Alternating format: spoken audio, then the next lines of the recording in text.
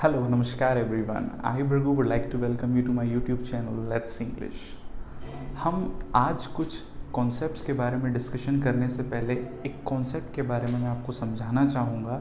और चूंकि ये मेरा आज फर्स्ट वीडियो है मेरे इस चैनल पर, तो हम इंग्लिश के बारे में इंट्रोडक्टरी पार्ट को डिस्कस करेंगे और समझने की कोशिश करेंगे कि इंग्लिश लैंग्वेज को सीखा कैसे जाए। जनरली हम लोग जानते हैं कि इंग्लिश के बारे में रूल्स, रेगुलेशंस, कॉन्सेप्ट्स और बहुत सी ऐसी चीज़ें जिन्हें हमें रटना पड़ता है। ध्यान दीजिए, इंग्लिश एक लैंग्वेज है। लैंग्वेज का सीधा सीधा मतलब क्या है? हिंदी में अगर देखें तो भाषा। भाषा का मतलब क्या है? एक माध्यम, it's a medium to communicate. अब कम्युनिकेट का मतलब क्या है कि आप या कोई भी एक व्यक्ति अपनी बात सामने वाले को समझा पाए और सामने वाले की बात को समझ पाए। अब जिस माध्यम से, जिस मीडियम से ये प्रोसीजर कंप्लीट होता है, उसे हम इंग्लिश में क्या कह देते हैं? लैंग्वेज। अब लैंग्वेज के पॉइंट ऑफ व्यू से थोड़ा सा कुछ चीज़ें समझने की कोशिश करें। और मैं आपको जो लैंग्वेज के बारे में डिस्कशन करने वाला हूँ वो एक कॉम्पिटिटिव इंग्लिश के पॉइंट ऑफ व्यू से इम्पॉर्टेंट है। और हमारे कॉम्पिटिटिव एग्ज़ाम्स में इंग्लिश किस किस पॉइंट ऑफ व्यू से जस्टिफाई होती है वो ज़रा समझने की कोशिश करते हैं। सबसे पहले the most important thing, English 3 चीज़ों पर जस्टिफाई होगी। सबसे पहला जिसे हम क्या बोलते हैं? कॉम्प्रहेंशन। कॉम्प्रहेंशन पार्ट इंग्लिश में बहुत इंपॉर्टेंट कंसीडर किया जाता है। सेकेंड थिंग, कॉम्प्रहेंशन से ही जो नेक्स्ट चीज़ हम लोगों के लिए आती है, that is called vocabulary, right? And third thing that you people need to understand, that is your grammar. ध्यान दीजिए, ग्रामर की स्पेलिंग GRAMMAR होती है, ना कि ER। AR का कॉन्सेप्ट ध्यान रखना, ER का कोई शब्द नहीं है। आजकल कॉम्पिटिटिव इंग्लिश में इन तीनों के साथ एक सबसे इंपॉर्टेंट वर्ड जुड़ गया है, दैट इज कॉल्ड लॉजिक। या ये मैं कहूँ कि कॉम्पिटिटिव इंग्लिश में आपको आजकल ग्रामर और सारी चीज़ों के साथ साथ क्या देखना पड़ता है? कॉन्टेक्स्ट।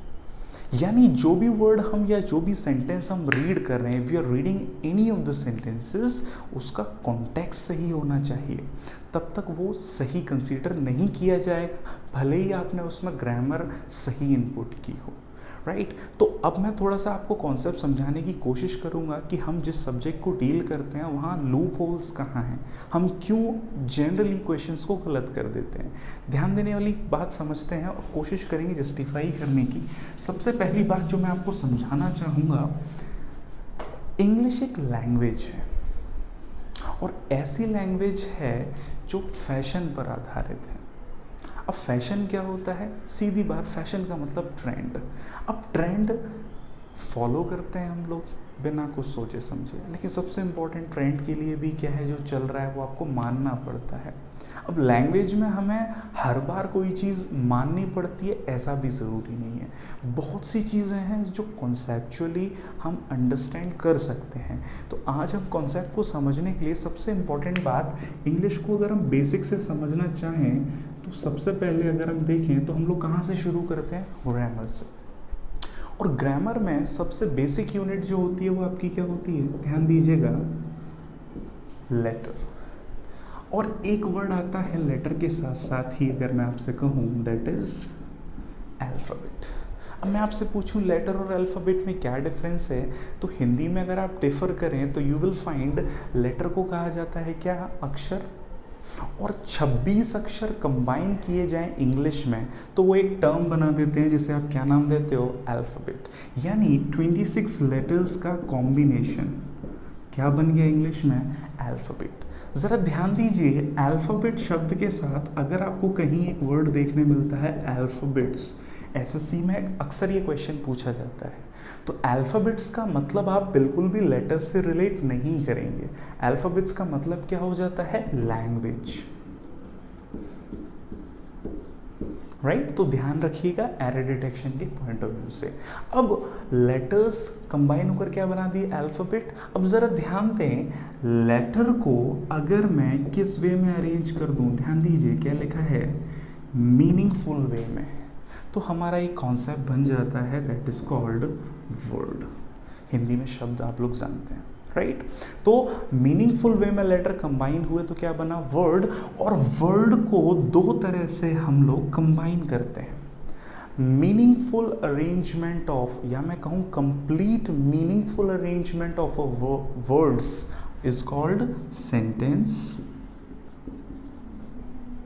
राइट। और अगर केवल ग्रुप ऑफ वर्ड्स हैं जिनका कंप्लीट मीनिंग नहीं है, वो या तो क्या हो सकते हैं, फ्रेजेस, या क्या हो सकते हैं, क्लॉजेस, राइट। सेंटेंस को और आसानी से मैं आपको समझाने की कोशिश करता हूँ, ज़रा ध्यान दीजिएगा। सेंटेंस को मैंने दो भागों में तोड़ दिया, सेंस प्लस टेंस, यानी group of words that has sense, शब्दों का समूह जिसका कोई सेंस हो, या मैं कहूँ कंप्लीट सेंस, और जिसमें कोई ना कोई क्या हो, टेंस हो, तो जनरली वो आपका क्या बन जाता है, सेंटेंस। जैसे एक छोटा सा सेंटेंस का एक एग्जाम्पल मैं आपके सामने रखूं, तो मैंने यहाँ रखा, mister Das is teaching us in the classroom. अब आप ज़रा ध्यान दें तो mister Das is teaching us in the classroom, अलग अलग वर्ड्स हैं, और इन अलग अलग वर्ड्स का एक मीनिंगफुल अरेंजमेंट, एक कंप्लीट मीनिंग आ रहा है। अब मैं आपसे पूछूँ इस पर्टिकुलर ग्रुप ऑफ वर्ड्स में टेंस क्या है, तो आप बिल्कुल बता सकते हो, इज़ के साथ आईएनजी आ रहा है, ये हमारा कौन सा टेंस बन गया, प्रेजेंट कंटिन्यूस। तो टेंस भी है, सेंस भी है, सेंटेंस बन गया, राइट। तो एक जनरल सा कॉन्सेप्ट समझने के लिए कि अगर मैं सेंटेंस शब्द को दो भागों में बांट दूं तो इस तरह से हम इसको डिफाइन कर सकते हैं। अब ज़रा ध्यान दीजिए, इस पर्टिकुलर सेंटेंस में अलग अलग वर्ड्स का यूज़ हुआ है। Mister Das is teaching us in the classroom. अब इन वर्ड्स की भी तो अलग अलग आइडेंटिटी होगी, तो ध्यान दीजिए, इन वर्ड्स की आइडेंटिटी को पढ़ने के लिए हम इंग्लिश में सबसे इम्पोर्टेंट कॉन्सेप्ट को डिस्कस करते हैं, और उसे इंग्लिश में कहा जाता है पार्ट्स ऑफ स्पीच। क्या कहा जाता है, पार्ट्स ऑफ स्पीच। स्पीच माने भाषण। अब भाषण देते समय आपको शब्दों का समूह बोलना पड़ेगा, और उन शब्दों की पहचान या उन शब्दों के भाग ही क्या हो रहे हैं, पार्ट्स ऑफ स्पीच। कितने पार्ट्स ऑफ स्पीच होते हैं हम लोगों ने स्कूल टाइम पर पढ़ा है, एक बार रिकॉल करते हैं और समझने की कोशिश करेंगे। सबसे पहला जो हमारा वर्ड आता है जिसे हम लोग क्या नाम देते हैं, नाउन। अब ज़रा ध्यान दीजिए, नाउन के बारे में एक डेफिनेशन हम लोगों ने पढ़ी है। क्या, noun is the name of a person, place और thing, और लास्ट में सबसे इम्पोर्टेंटली हम क्या ऐड कर देते हैं, etc। अब ये डेफिनेशन कॉम्पिटिटिव लेवल पर आपको कभी देखने नहीं मिलती, आपको सिर्फ इस कॉन्सेप्ट को समझना है। तो कॉन्सेप्ट को समझने के लिए हमने क्या किया, हमने इस पूरी डेफिनेशन में क्या देखा, नाउन इज द, क्या लिखा है, नेम। नाउन क्या है, नाम है। किसका नाम है, पर्सन, प्लेस, थिंग, आगे क्या लिखा है, etc, यानी एक्सेट्रा। यानी इसके आगे भी किसी कैटेगरी का नाम अगर आता है तो उसे हम किस में डिफाइन करते हैं, नाउन में। तो एक शब्द में नाउन को अगर मैं डिफाइन करूं तो noun is nothing but name. अब हर वो चीज़ जिसका क्या है, नाम है, उसे इंग्लिश में क्या बोलेंगे, नाउन। अब ज़रा सोच के देखिए, ऐसी कौन सी चीज़ है जिसका नाम नहीं है। आपका नाम है, मेरा नाम है, फ़ैन नाम है, रूम नाम है, लाइट नाम है, कैमरा नाम है, मार्कर नाम है, बोर्ड नाम है, और नाम है तो ये सब क्या हो गए, नाउन। तो अगर मैं कहूँ कि ज़्यादातर, यानी जो भी चीज़ जिसका नाम है वो इंग्लिश में क्या हो गई, नाउन, राइट। तो आई थिंक आपको नाउन कॉन्सेप्ट एक वर्ड में समझ में होगा, दैट इज़ नेम। अगले वर्ड की तरफ हम बढ़ते हैं पार्ट्स ऑफ स्पीच में, दैट इज़ कॉल्ड प्रोनाउन। ध्यान दीजिए, मैंने क्या कहा, प्रोनाउन नहीं, इट्स प्रोनाउन। मैं आपको एक और कॉन्सेप्ट बताने की कोशिश करता हूँ। इंग्लिश में जब भी ओ आता है उसको अ पढ़ते हैं, इसीलिए आप लोग ध्यान रखें प्रोनाउंसिएशन हम इसका क्या करें, प्रोनाउन। प्रोनाउन को हम लोग हिंदी में क्या बोलते हैं, सर्वनाम। अब सर्वनाम की हमें ज़रूरत कब पड़ती है, सर्वनाम की ज़रूरत हमें कब पड़ेगी, ज़रा ध्यान से समझते हैं। जनरली हम प्रोनाउन कब बोलते हैं, words which are used in place of noun. हम प्रोनाउन के बारे में क्या कहते हैं, words which are used in place of noun, जिन्हें क्या बोलते हैं, प्रोनाउन। देखिए ध्यान दीजिए, थोड़ा सा इस कॉन्सेप्ट को और सीखने की कोशिश करते हैं। अगर मैं आपसे कहूँ कि हम प्रोनाउन शब्द को कॉन्सेप्ट के हिसाब से देखें तो एक पॉइंट ध्यान रखना है आपको। देखिए क्या लिखा हुआ है, रिपीट। ध्यान दीजिए, मैं एक सेंटेंस बोलता हूँ हिंदी में, राम एक अच्छा लड़का है, राम स्कूल जाता है, राम ये करता है, राम वो करता है, राम राम राम राम राम। सारे सेंटेंस में एक वर्ड रिपीट हो रहा है, दैट इज राम। यानी राम क्या है, नाउन। अब नाउन का क्या हो रहा है, रिपीटिशन। अब नाउन का रिपीटिशन रोकने के लिए जिस वर्ड की हमें ज़रूरत पड़ती है उसे हम इंग्लिश में क्या नाम देते हैं, प्रोनाउन। ध्यान दीजिए, संधि विच्छेद कीजिएगा तो आपको दो वर्ड मिलेंगे, प्रोनाउन। नाउन का मतलब आपका क्या हो गया, नेम, राइट। और प्रो शब्द का मतलब क्या होता है, for the sake of. For the sake of मतलब की वजह, के बजाय बोलते हैं हम लोग, के स्थान पर। तो नाउन जब रिपीट हो उसके स्थान पर जिस शब्द का यूज होगा दैट इज कॉल्ड प्रोनाउन।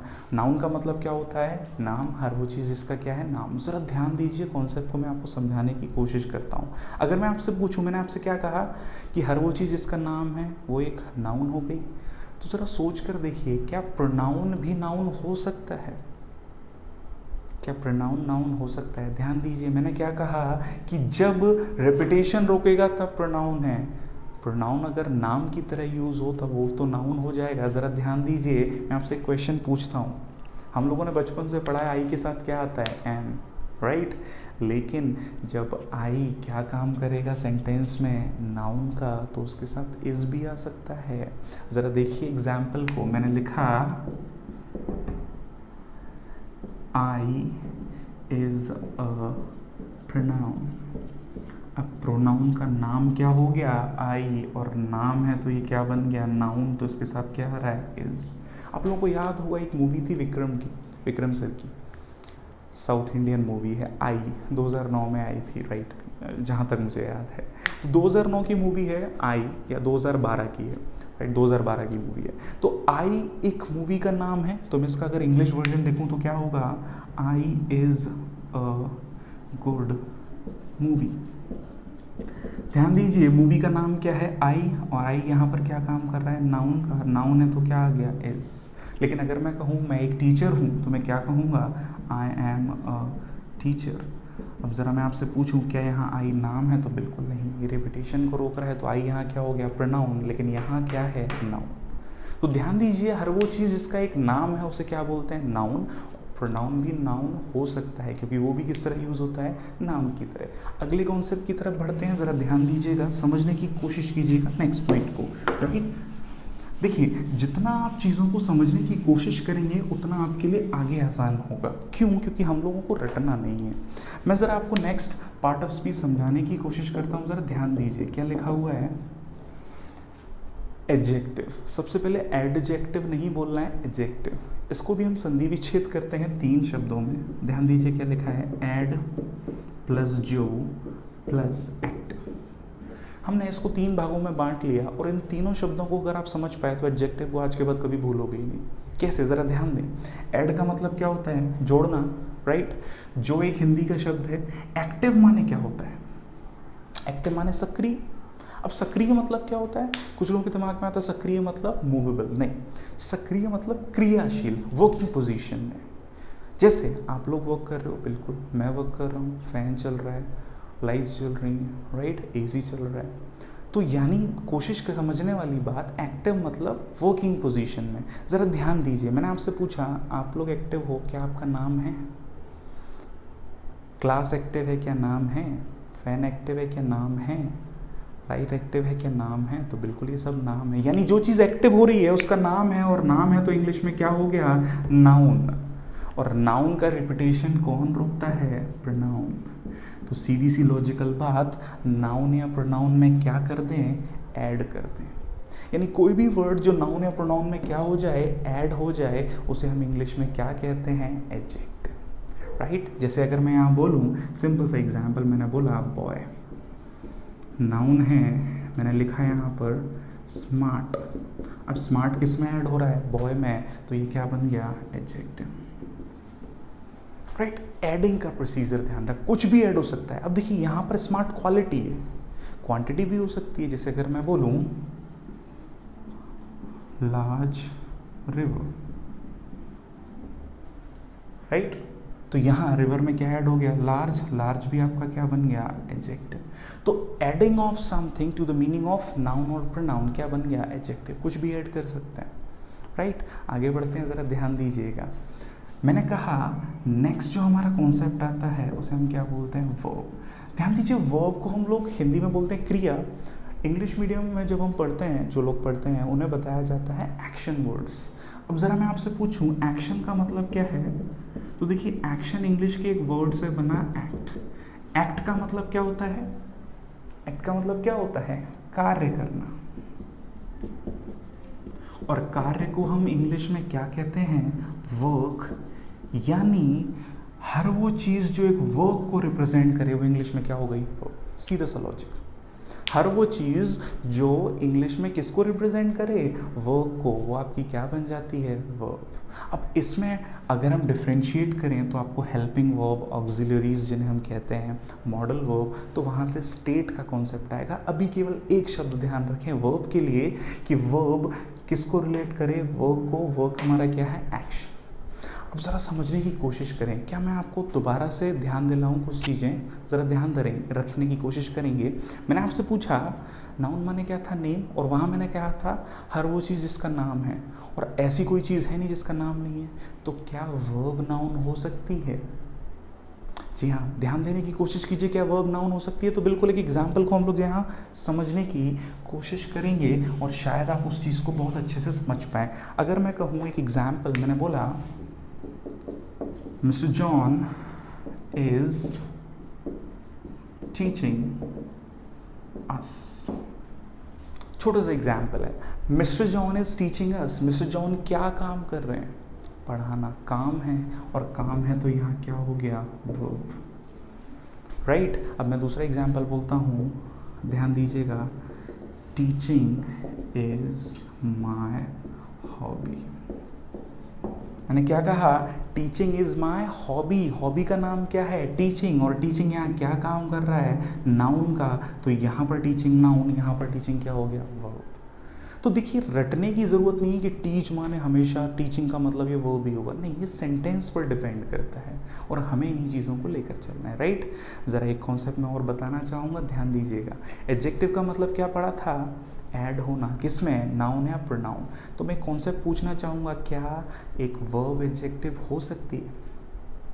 सोचिए, क्या एक वर्ब एडजेक्टिव हो सकती है? तो बिल्कुल पॉसिबल है। हम लोग ऐसे एग्जाम्पल्स डेली सुनते हैं। ध्यान दीजिए, मैं एक सेंटेंस बोल रहा हूँ, समझने की कोशिश करना। क्या लिखा मैंने, India is a developing nation. क्या लिखा है, India is a developing nation. अब मैं आपसे पूछूं तो इंडिया यहाँ क्या हो गया, नाउन, और नेशन क्या हो गया, नाउन। कैसा नेशन है, डेवलपिंग, नाउन में ऐड हो रहा है तो क्या बन गया, एडजेक्टिव। बात समझ में आ रही है? तो ज़रा ध्यान देने की कोशिश करें कि वर्ब भी एडजेक्टिव हो सकती है, ऐड होना। यहाँ आईएनजी फॉर्म ऐड हुई, अगर मैं यही बोल दूं डेवलप्ड नेशन,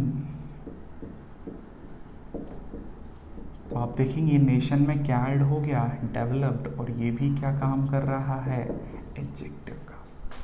यानी वर्ब की आईएनजी फॉर्म और वर्ब की थर्ड फॉर्म इंग्लिश में क्या काम कर सकते हैं, एडजेक्टिव का। तो सीधा कॉन्सेप्ट पर ध्यान रखेंगे तो चीज़ें जस्टिफाई होती रहेंगी और प्रॉब्लम नहीं आएगी। इरेज कर देता हूँ मैं, जो लोग लिख रहे हैं वीडियो को पॉज कर कर ज़रूर लिख लीजिएगा। बहुत अच्छे कॉन्सेप्ट्स के लिए हम लोग जब प्रिपेयर करते हैं तो हमें चीज़ों को बस समझना होता है, जिसने रटने की हमें ज़रूरत नहीं पड़े। अगला जो शब्द आता है जिसे हम लोग इंग्लिश में क्या कहते हैं, एडवर्ब। ध्यान से समझने की कोशिश करेंगे, एड प्लस वर्ब।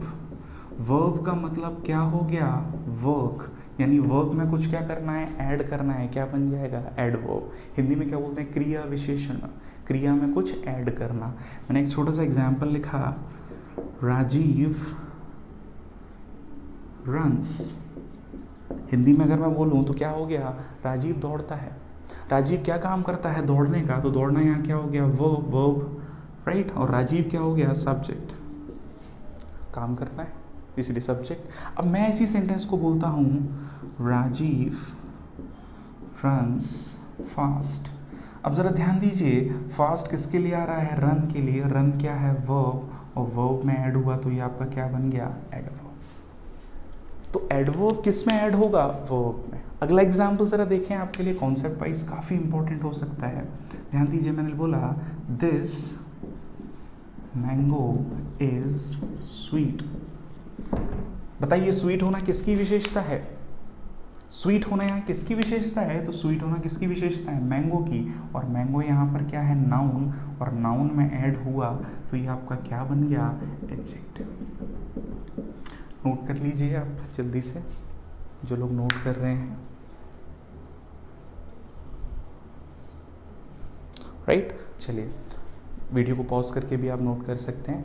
अब थोड़ा सा इसको एग्जाम्पलीफाई मैं और करता हूँ। मैंने बोला this mango is very sweet. ज़रा बताइए वेरी किसके लिए आ रहा है, मैंगो के लिए, स्वीट के लिए।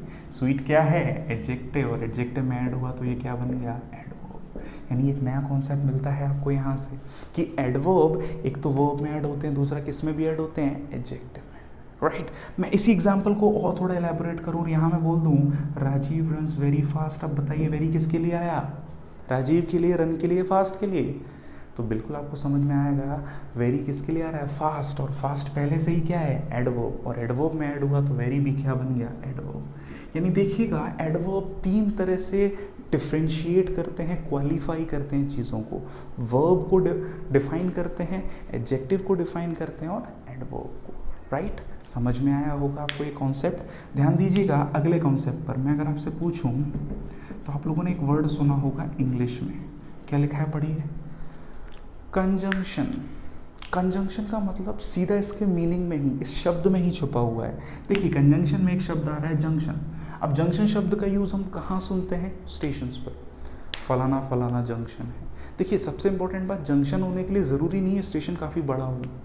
जंक्शन होने के लिए सीधा सा लॉजिकल पॉइंट, एक ऐसा स्टेशन जहाँ से मिनिमम कितने डायरेक्शन में ट्रेन जाए, 3।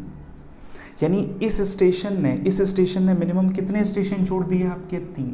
तो इस स्टेशन को क्या दर्जा दिया गया, जंक्शन। यानी जंक्शन क्या काम कर रहा है, जोड़ने का। तो कंजंक्शंस भी क्या काम करते हैं, जोड़ने का। इसीलिए कंजंक्शंस को इंग्लिश में क्या कहा गया, कनेक्टर्स। क्या कहा गया, कनेक्टर्स। अब ये क्या कनेक्ट करते हैं, तो ध्यान से समझिएगा, minimum 2 words, minimum 2 sentences, minimum 2 phrases, या मिनिमम 2 क्लॉजेस।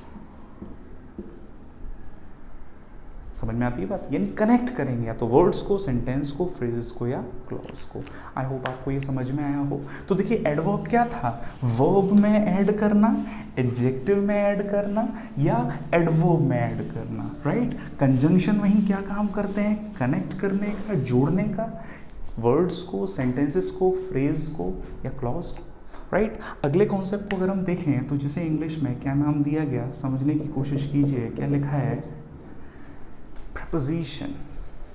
देखिए प्रीपोजिशन नहीं है, इट्स preposition, राइट।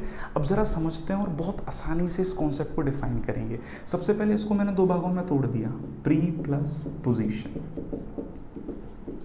प्री का मतलब हिंदी में क्या होता है, पहले, और पोजीशन माने क्या होता है, स्थान या परिस्थिति। यानी ये वर्ड चीख चीख के कह रहा है मैं किसी के पहले आऊँगा। अब कैसे, ज़रा एक एग्जाम्पल को समझते हैं हिंदी में। मैं एक सेंटेंस लिखता हूँ, मैंने बोला मैं राम से बोलता हूँ,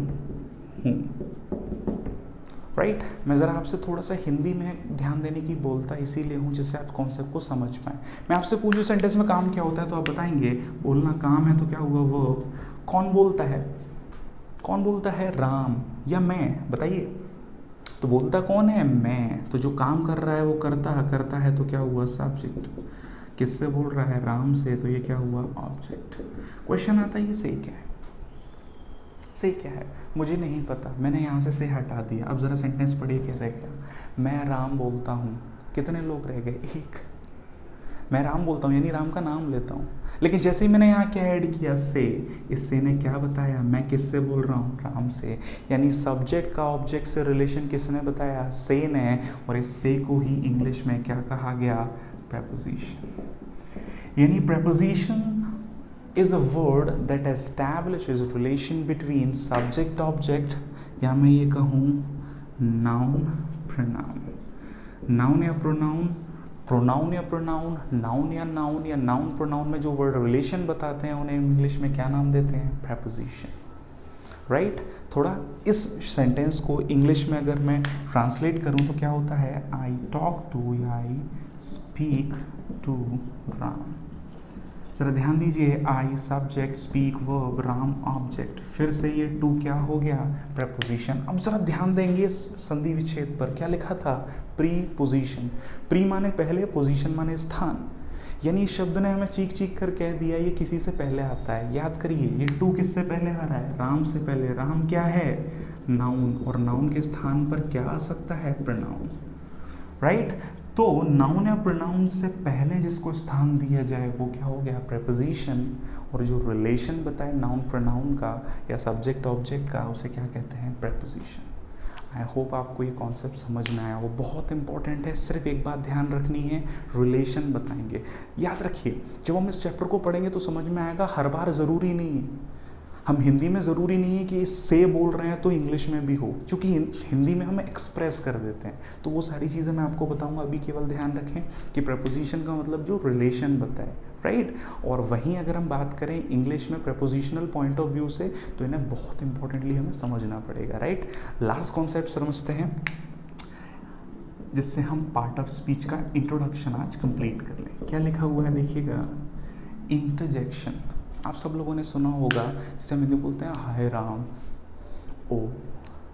इंग्लिश में क्या होता है, अलास, हुर्रे, स्कूल में हम लोग सुना करते थे। तो ऐसे वर्ड्स जो सडन फीलिंग्स को एक्सप्रेस करें उन्हें हम इंग्लिश में क्या नाम देते हैं, इंटरजेक्शनल वर्ड या एक्सक्लेमेटरी वर्ड, राइट। तो I hope part of speech का ये छोटा सा आपको डिस्क्रिप्शन समझ में आया हो। एक बार मैं फटाफट से रिकॉल कर दूं, नाउन का मतलब किसी भी चीज़ का नाम, हर वो चीज़ जिसका नाम है that is noun, anything that has name is noun. Pronoun, words which control the repetition of noun, शब्द जो नाउन का रिपीटेशन रोके उन्हें क्या कहते हैं, pronoun. Adjective, adding of something to the meaning of noun और प्रोनाउन, राइट। वर्ब का मतलब एक्शन वर्ड्स, क्या एक्शन वर्ड्स के पॉइंट ऑफ व्यू से हम डिफाइन कर रहे हैं अभी ना, मेन वर्ब के पॉइंट ऑफ व्यू से। अभी कुछ ऑक्सिलरीज होंगी वो हम बाद में डिस्कस करते हैं, राइट। अभी एक शब्द में ध्यान रख रहे हैं, एडवर्ब, वर्ब में ऐड करना, एडजेक्टिव में ऐड करना या एडवर्ब में ऐड करना। कंजंक्शन, कनेक्टर्स, क्या कनेक्ट करेंगे, minimum 2 words, phrases, sentences, clauses, right. Preposition क्या काम करेंगे, रिलेशन बताने का, नाउन का नाउन से, प्रोनाउन का प्रोनाउन से या नाउन का प्रोनाउन से। और पोजीशन जनरली कहाँ होगी, नाउन या प्रोनाउन से ही पहले, right. Interjection, exclamatory words, right. तो ये पार्ट ऑफ स्पीच का इंट्रोडक्शन है जिसे आपको बहुत इंपॉर्टेंटली समझने की ज़रूरत है। अब ज़रा ध्यान दीजिए, ग्रामर में इन्हीं से क्वेश्चंस बनते हैं। इसके अलावा आपको हम डिफाइन करेंगे अगले पॉइंट में, अगली क्लास में, अगले सेशन में, time and tense. Time and tense के बारे में बहुत सी चीज़ें हैं जो हम लोगों को समझनी है, वो हम लोग नेक्स्ट वीडियो में ज़रा समझेंगे। आई होप आपको पार्ट ऑफ स्पीच का इंट्रोडक्टरी पार्ट समझ में आया हो। एक बार को इनका इंट्रोडक्शन आपको समझ में आ जाएगा तो आगे आने वाले सारे चैप्टर्स इन्हीं पर बेस्ड हैं, हम लोग आसानी से समझेंगे, राइट। तो जो भी आप लोगों के क्वेश्चंस हों, जो भी चीज़ें आपको पसंद आए हों, कमेंट सेक्शन में ज़रूर बताइएगा। तो अगले वीडियो में मैं आपको मिलूँगा एक नए कॉन्सेप्ट के साथ और कोशिश करूँगा मैं आपको रटने से ज़्यादा सिखाने की, right. So this is all for now, will meet soon. Thank you very much everyone.